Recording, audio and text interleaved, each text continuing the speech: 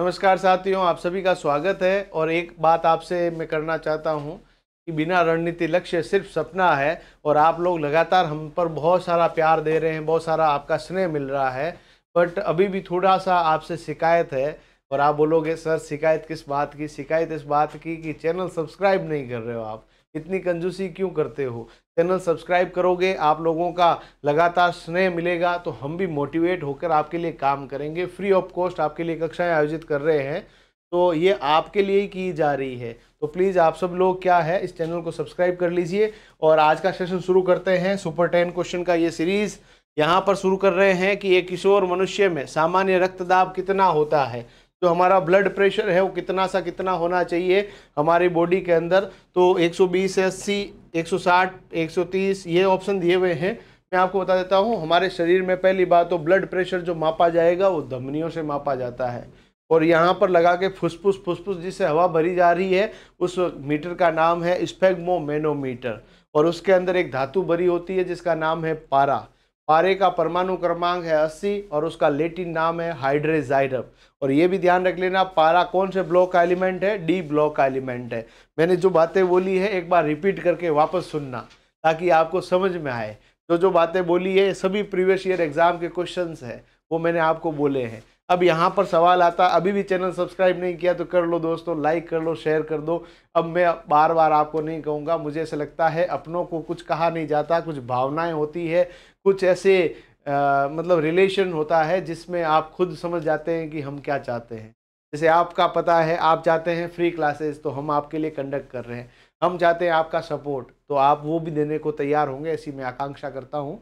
तो देखिएगा आपका जो ब्लड प्रेशर है वो ब्लड प्रेशर कितना होता है मेरे बच्चों। तो देखिएगा हमारा जो ब्लड प्रेशर है वो होता है 120/80 mm ऑफ Hg। सर ये समझ में नहीं आया, तो ध्यान रखना, दिल की चोट को छोड़कर कहीं पे भी चोट लगेगी तो क्या निकलेगा? खून निकलेगा। यानी हमारे शरीर के अंदर खून का प्रवाह करने के लिए एक मोटर काम कर रही है, उसका नाम है हृदय, जो लगातार धक धक धक धड़कता है।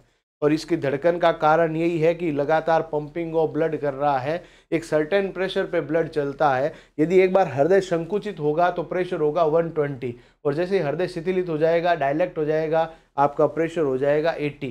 तो ये 120/80, इसमें भी ऊपर वाला प्रेशर जो होता है उस प्रेशर का नाम है सिस्टोलिक दाब, सिस्टोलिक प्रेशर या सिस्टोलिक दाब। और जब हृदय रिलैक्स हो जाएगा तब आपका प्रेशर कितना हो जाएगा? इसको बोलते हैं डायस्टोलिक दाब।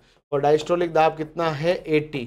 तो देखिएगा, ध्यान रख लीजिएगा। जैसे आप लोगों को मैं बता देता हूँ, इसको सामान्य भाषा में इस तरह समझ सकते हैं कि आपने कभी गाड़ी धोई होगी और गाड़ी धोने के लिए एक ना पाइप काम में ली होगी। पाइप का आगे वाला मुंह दबाओगे तो पानी दूर जाएगा, पास में आएगा? सर दूर जाएगा। यानी हृदय जब संकुचित होगा तो प्रेशर क्या हो रहा? बढ़ रहा है। पाइप का भी तो प्रेशर बढ़ा ना, तभी तो दूर जा रहा पानी। तो ये सीधी बात है, हृदय जब संकुचित होगा तो प्रेशर क्या हो जाएगा? बढ़ जाएगा। और हृदय जब शिथिलित हो जाएगा तो प्रेशर क्या हो जाएगा? कम हो जाएगा। और मापेंगे किससे? स्फेग्मोमेनोमीटर। मीटर का नाम क्या है? स्फेग्मोमेनोमीटर। और इसके अंदर धातु भरी होती है पारा। यानी पहले ऑप्शन को लॉक कर दिया जाए। सर मैं डी ऑप्शन कर सकता हूं क्या? गलती से भी मत कर देना, डी ऑप्शन पूर्ण रूप से गलत है। और ये ध्यान रख लेना, mm आएगा, मिलीमीटर है, पारा स्तंभ का मिलीमीटर है, सेंटीमीटर मत कर देना, प्रीवियस ईयर क्वेश्चन है। तो ये पहला सवाल आपके क्लियर होता है। निम्नलिखित उपकरणों में से किसका रक्तचाप मापने में प्रयोग करते हैं? बैरोमीटर, स्टेथोस्कोप, स्फेग्मोमेनोमीटर, इनमें से कोई नहीं। तो ब्लड प्रेशर को बीपी मापनी है। कोई बोले मेरे बीपी गड़बड़ हो गई, और महिलाएं विशेष रूप से गांवों के अंदर कहती है कि मेरी बीपी कहीं गड़बड़ हो गई है, मुझे कुछ अच्छा नहीं लग रहा है, तो यहाँ पर एक पट्टा लगा कर जो फुसफुस हवा भरते हैं उस मीटर का नाम है स्फेग्मोमेनोमीटर। पशु परिचर वरिचर बन जाओगे ना, लोगों को ऐसे स्फेग्मोमेनोमीटर बोलोगे ना आप, लोग ऐसे इंप्रेस हो जाएंगे, हाथों हाथ बात करेंगे, भाई साहब आपकी सगाई हो रखी कि नहीं हो रखी, हाथों हाथ रिश्तों की बौछार। तो देखिए बेटा, ये आपके पास हो गया। दाब का मापन करेंगे बैरोमीटर। स्टेथोस्कोप क्या करता है कि सुन रहा है ना तू, धड़क रहा हूं मैं, धड़क कौन रहा है? दिल धड़क रहा है। और इस धड़कन को सुनने के लिए किसका प्रयोग करते हैं? स्टेथोस्कोप का। हृदय की धड़कन किससे सुनी जाती है? हृदय की धड़कन को सुनने के लिए किसका प्रयोग करेंगे? तो आपका ध्यान रख लेना स्टेथोस्कोप। और सवाल याद रख लेना, जब भी डॉक्टर आपने देखा होगा, आपके दिमाग में इमेजिनेशन डॉक्टर का हुआ होगा, तो एक गले के अंदर आपने मशीन डाली हुई देखी होगी, उसका नाम है स्टेथोस्कोप। ध्वनि के परावर्तन के सिद्धांत पे काम करता है। पटवारी के अंदर सवाल पूछा हुआ है कि स्टेथोस्कोप कौन से सिद्धांत पे काम करता है? ध्वनि के परावर्तन के सिद्धांत पे काम करता है। जोर से चीजें वहां पर क्या देती है? सुनाई देती है। चलिए अगला प्रश्न, अधिस्त्राव, अधि रक्त स्त्राव हीमोफीलिया कैसा रोग है? जीवाणुजनित, विषाणुजनित, प्रदूषण जनित अनुवांशिक विकार।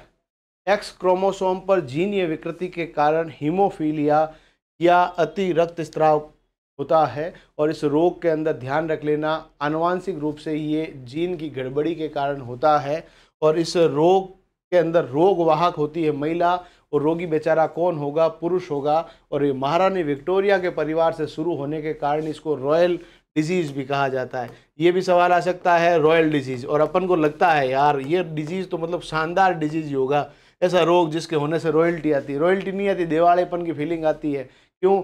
खून निकलना शुरू होगा तो नदियां बह जाएगी और आदमी की ऑन स्पॉट भी डेथ हो सकती है यदि बहुत मेजर इंजरी हो रखी है। तो ये थोड़ा सा ध्यान रख लेना। इनकी लाइफ बहुत चैलेंजिंग लाइफ है, इतनी आसान नहीं होती है, तो ये थोड़ा सा ध्यान रख लेना। आनुवांशिक विकार है जिसमें रोग वाहक महिलाएं होगी और रोगी बेचारा कौन होगा?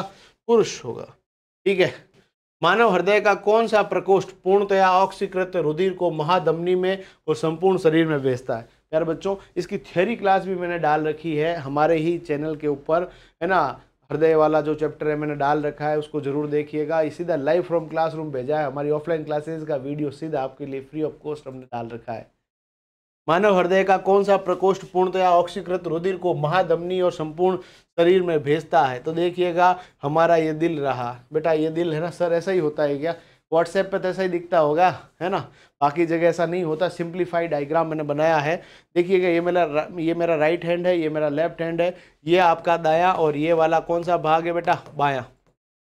और बाएं के अंदर यहाँ पर होती है महाधमनी। देवों में सबसे बड़े देव महादेव, धमनियों में सबसे बड़ी धमनी कौन सी है? महाधमनी। तो शरीर के अंदर कहाँ से जुड़ी रहती है? बाएं निलय से जुड़ी रहती है। कहाँ से जुड़ी रहती है बेटा? बायां निलय। बायां निलय कहाँ? ऑप्शन दिख रहा है? अरे ऑप्शन ही गलत है भाई, है ना। सवाल को बोनस नहीं करेंगे। बायां निलय में ऑप्शन लिख देता हूँ, ई ऑप्शन सही कर दिया जाए, है ना। हो सकता है टाइपिस्ट महोदय ने थोड़ी गलती कर दी भाई। बायां निलय, है ना।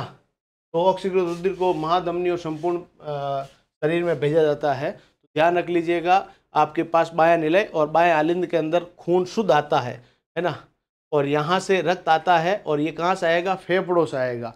और इस नलिका का नाम है फुफ्फुसीय शिरा। ये मैंने थ्योरी में पूरा पढ़ा रखा, टाइम में खराब नहीं करूंगा आप लोगों का। तो मानव हृदय का कौन सा प्रकोष्ठ ऑक्सीकृत रुधिर को महाधमनी और संपूर्ण शरीर में भेजता है? बायां निलय। ठीक है। अगला सवाल, वयस्क व्यक्ति के हृदय धड़कन की दर क्या होती है? हमारा जो दिल धड़कता है, तो कई बार आता है ऑप्शन के दिल क्यों धड़कता है, तो बच्चे बोलते हैं किसी के लिए धड़कता है। नहीं बेटा, किसी के लिए नहीं धड़कता है, ये पंपिंग ऑफ ब्लड के लिए धड़कता है। एक तरह की मोटर है। इस तरह से आपने कभी स्नान किया होगा तो एक मोटर आपने चलाई होगी जो पानी चढ़ाती है आपके घर के ऊपर टंकी के अंदर, उसी प्रकार की मोटर है। हृदय लगातार धक धक धड़कता रहता है और हर टाइम पंपिंग ऑफ ब्लड करता है। हृदय की एक धड़कन में 70 ml ब्लड पंप होता है और हृदय 1 मिनट में 70 से 72 बार धड़कता है। 70 से 72 बार 1 मिनट में धड़कता है। 70 से 80 ऑप्शन इसमें ठीक लग रहा है। महिलाओं में हृदय धड़कन थोड़ी तेज होती है, 78 बार तक हो सकती है, क्योंकि महिलाओं का दिल थोड़ा छोटा होता है। पुरुष बड़े दिल वाले लोग, ऐसा नहीं है, ध्यान रख लीजिएगा। Height and body weight of females in compare to males थोड़ी कम होती है, इसीलिए उनका जो हार्ट का जो वेट भी है थोड़ा सा कम होता है, इसीलिए धड़कन थोड़ी सी तेज होती है।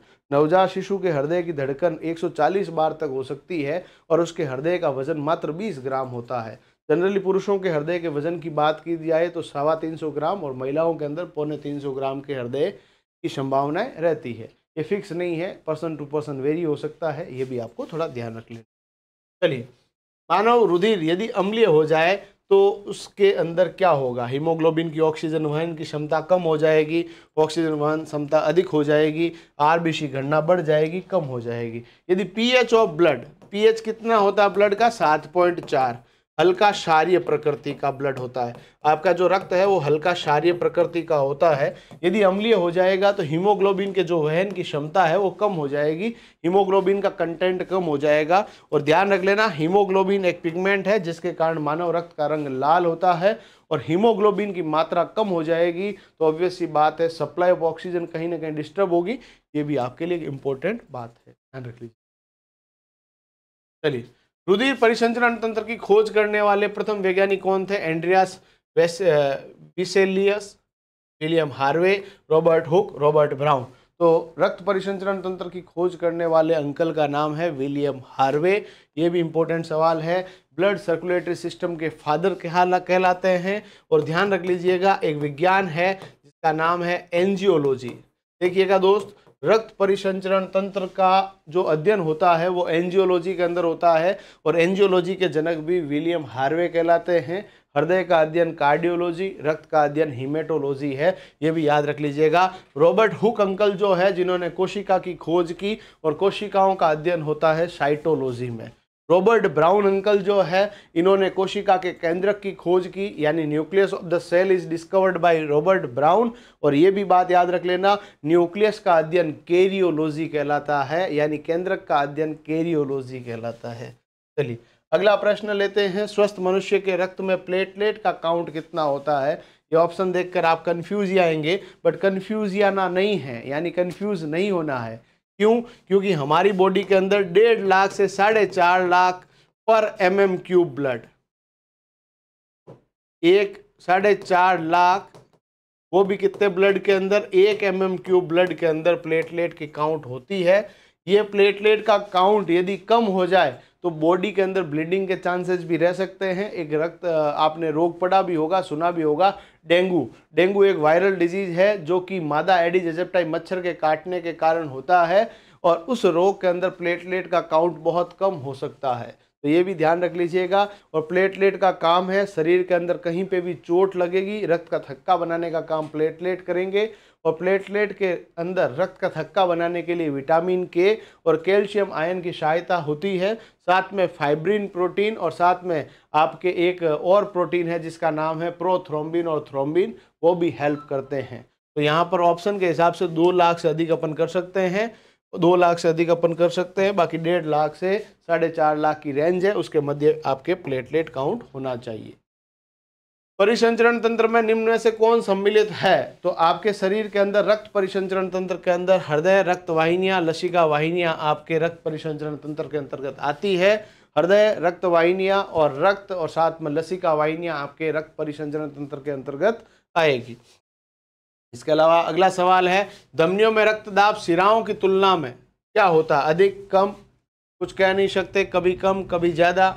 तो यहाँ पर ध्यान रख लीजिएगा, शिराएं जो होती है वो ऊपरी सतह पर पाई जाती है, रंग इनका नीला होता है, इनकी जो चौड़ाई है वो ज़्यादा होती है। धमनियों की चौड़ाई थोड़ी कम होगी, तो ऑब्वियसली बात है, जब उनकी चौड़ाई कम है तो प्रेशर क्या हो जाएगा? ज़्यादा।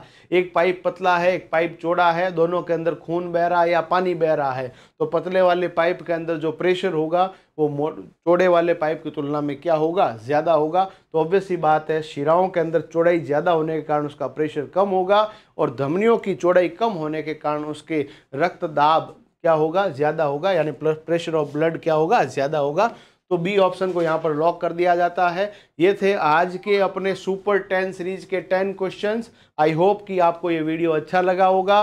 तो ज़्यादा से ज़्यादा शेयर करना, क्योंकि खुशियाँ बांटने से बढ़ती है। और ऐसे ही शानदार वीडियोज़ के लिए हमारा चैनल सब्सक्राइब करना मत भूलिएगा। बहुत सारा धन्यवाद।